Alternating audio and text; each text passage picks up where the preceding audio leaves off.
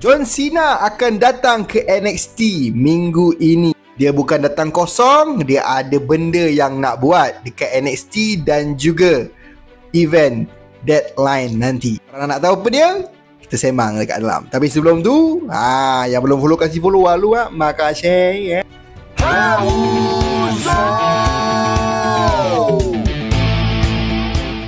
Siapa yang layan NXT Gold Rush minggu lepas? Ava, General Manager untuk NXT, ada umumkan orang yang akan memilih 5 pemain yang akan beraksi di Deadline untuk Iron Survival Challenge